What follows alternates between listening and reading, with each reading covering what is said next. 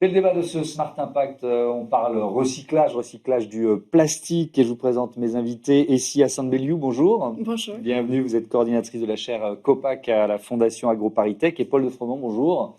Bonjour. Bienvenue à vous aussi, responsable de la recherche tech chez Stifel. On va présenter en quelques mots cette chaire COPAC. Essia Sandbelliou, quelle est son ambition? Qu'est-ce qu'elle propose, cette chaire? La chaire COPAC est une chaire partenariale de recherche qui a pour mission de réduire l'impact environnemental de la filière emballage. Et donc pour cela, nos chercheurs, enseignants-chercheurs, doctorants d'AgroParisTech, INRAE, Université de Montpellier mènent des travaux afin de réduire cet impact. Donc on est vraiment sur la recherche et d'ailleurs on va parler ensemble d'un certain nombre de projets que vous menez. Stifel, c'est une banque d'affaires, c'est ça? Tout à fait, une banque d'affaires américaine axée sur les secteurs, je dirais, croissance, innovation. Donc nous, notre objectif, c'est vraiment de soutenir les acteurs les plus prometteurs, notamment en contribuant à leur financement, Ouais. en les accompagnant. Oui, et donc vous vous occupez de la recherche tech, donc les technologies de recyclage, c'est un domaine vibrionnant en quelque sorte. Il y a vraiment beaucoup d'initiatives, beaucoup de projets, beaucoup de startups à ausculter ou à accompagner. Tout à fait. Alors, il y a beaucoup de choses se passent Ouais. dans le recyclage.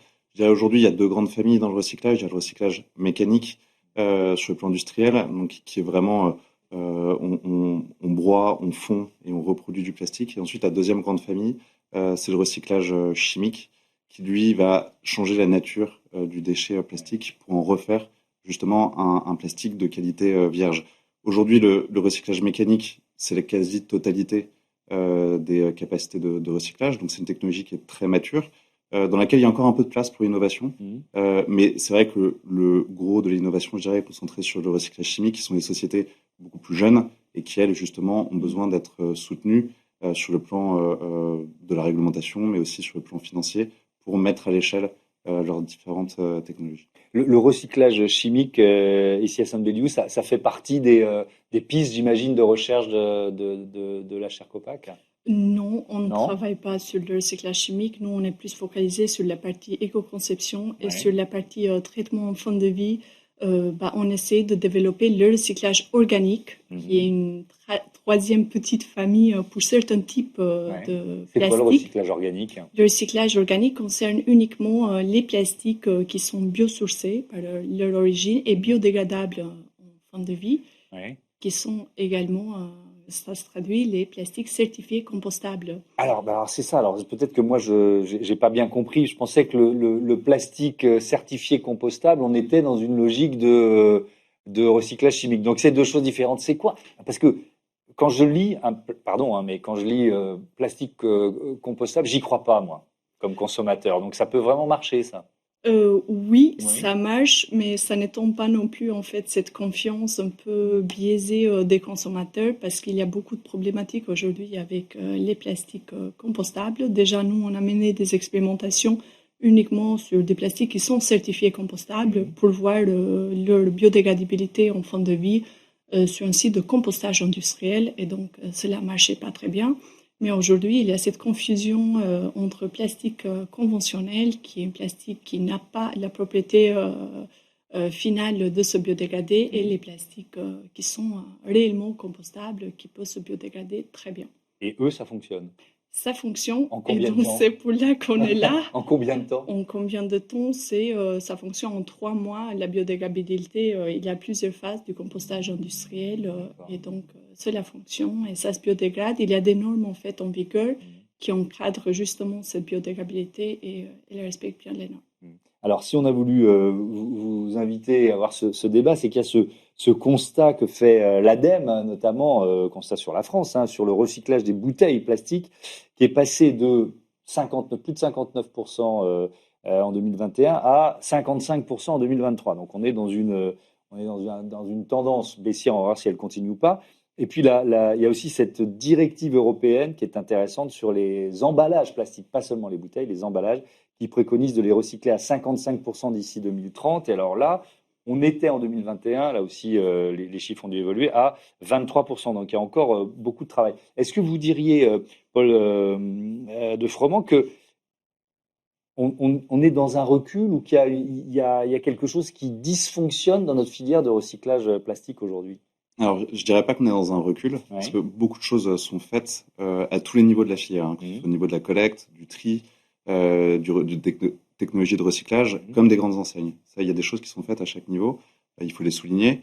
Et la réglementation mise en place, vous citiez cette loi sur les emballages et déchets emballages, Ouais. qui va être effective à partir de août 2026, va quand même soutenir. C'est un aiguillon, c'est un accélérateur. Évidemment, Ouais. voilà, qui donne un cap très clair et surtout pour la première fois au niveau européen.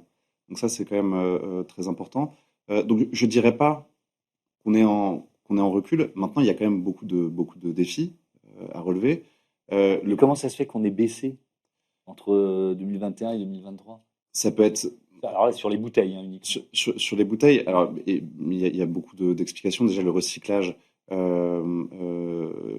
Une bouteille de PET recyclée, par exemple, Mhm. parce que les bouteilles sont en PET, est plus cher à produire qu'une bouteille de PET vierge. Vous avez des contraintes économiques. Le recyclage mécanique subit aussi quelques contraintes. On en parlait tout à l'heure avec AC, de décontamination. Donc, en fait, il y a beaucoup de contraintes Mhm. liées aux déchets plastiques pour le recyclage mécanique. Vous devez avoir des bouteilles qui soient, par exemple, de la même couleur, qui n'aient pas de résidus alimentaires, qui soient du même plastique, de même composition. Donc, tout ça est quand même difficile par certains moments. C'est la raison pour laquelle le recyclage chimique peut être très prometteur, parce que lui s'affranchit de toutes ces contraintes. Mhm. Mais aujourd'hui, voilà, on est dans un entre-deux où on essaye quand même d'avancer, de progresser. Et c'est, voilà, comme je vous le disais, il y a quand même beaucoup d'enjeux et de défis à relever. Évidemment, et il y en aura encore plus de cette façon. C'est intéressant de regarder la pression des consommateurs. Je vous disais tout à l'heure, moi, comme consommateur, j'ai des doutes sur, bon, vous m'avez rassuré, mais par exemple, ce que Badoit a fait sur la couleur de ses bouteilles, qui avaient des bouteilles vertes, des bouteilles rouges, etc., c'est impossible ou très compliqué de recycler le plastique coloré, ou est-ce que la recherche permet d'avancer là-dedans aussi? Non, c'est pas impossible, mais la recherche permet en fait d'avancer là-dedans. Et c'est vrai qu'aujourd'hui, c'est les bouteilles en PET transparentes qui sont les mieux recyclées. Et donc, c'est pour ça qu'on va vers cette voie-là d'éco-conception. Et je me permets juste d'ajouter pour les consommateurs que Mm. les industriels s'adaptent également au choix des consommateurs. Et on voit de plus en plus qu'il y a une tendance en augmentation des consommateurs de acheter ou de valoriser en achat les produits qui sont éco-conçus ou moins qui peuvent être recyclables, qui ne peuvent pas être impactés par les coloris ou d'autres types de caractéristiques qui peuvent obstacler le recyclage. Donc, là, c'est très intéressant. Effectivement. Alors, on va essayer de prendre un certain nombre d'exemples. Alors, je commence avec vous, et si à Saint-Béliou, sur des exemples de projets qui sont menés à la chaire Copac. Je ne sais pas ce qu'il y a derrière, mais les noms m'ont beaucoup plu, le projet Océan ou le projet Lichen. Oui, Duquel vous voulez parler? On commence par lequel? on commence par le projet Lichen. Alors, Donc, c'est quoi le projet Lichen? ce sont juste des noms de code entre nous que Ça marche finalement. bien, puisque ça aiguise ma curiosité. Allons-y. Oui, exactement. Donc nous, dans le projet Lichen, voilà, comme déjà dit, on est sur l'étape d'éco-conception et traitement en fin de vie. Mhm. Sur le projet Lichen, on essaie d'étudier au plus près l'approche du réemploi. Du réemploi, c'est Du ça? réemploi des Ouais. emballages et notamment les emballages qui sont utilisés dans les circuits de distribution et de logistique, dans les transports, et de voir si on peut se débarrasser des emballages qui sont à usage unique, utilisés qu'une fois et puis jetés, et les remplacer par des emballages réemployables. Est-ce qu'il y a des entreprises qui sont partenaires de la chaire Copac, c'est-à-dire qui se disent, OK, là, on a un débouché potentiel et on va mettre de l'argent, aider les chercheurs à avancer? Oui, sur ce projet-là, on travaille beaucoup avec Steph, qui est un très grand groupe, même à l'échelle européenne, très connu, un groupe spécialisé dans la chaîne du froid en logistique. Et donc, ils sont devenus mécènes de la chaire. Ils en font des donations, particulièrement pour le développement de ce projet, parce qu'ils sont impactés par l'utilisation des emballages secondaires et tertiaires, et donc de voir quelles alternatives cela pourrait avoir. Sur le recyclage chimique dont vous parliez, Paul de Froment, qu'est-ce qu'il y a comme, si vous deviez faire ressortir là une technologie ou une initiative ou un projet qui vous semble particulièrement prometteur ou emblématique de ce que la recherche permet? Moi, je pense que la technologie enfin, une des plus prometteuses aujourd'hui, c'est celle de la société française Carbios, qui est basé à Clermont-Ferrand, et que nous, Stifel, nous avons accompagné à plusieurs reprises. Ils ont une technologie qui est extrêmement efficace à base d'enzymes. C'est-à-dire que, alors évidemment, je schématise, hein, mais Oui, mais ça tombe bien parce que comme ça, je vais comprendre. l'idée, c'est de. Alors, ils sont spécialisés sur le PET, mais on prend le déchet PET, on le met dans des cuves avec de l'eau et des enzymes propriétaires de Carbios, en fait, déconstruisent le PET et il revient au monomère d'origine. Parce que le PET, c'est un assemblage de monomères. Et à partir de ça, on peut reconstruire du PET à l'infini de qualité vierge. Ça a le double avantage de s'affranchir des contraintes de purification de déchets plastiques. C'est-à-dire que contrairement au recyclage mécanique, on peut adresser tout type de plastique. Je vous donne un exemple. Les plastiques complexes, ce qu'on appelle donc des barquettes de jambon, l'opercule et le reste de la barquette vont être composés de 2 plastiques différents. Donc le recyclage mécanique ne pourra pas le recycler, où il faudra un pré-traitement supplémentaire.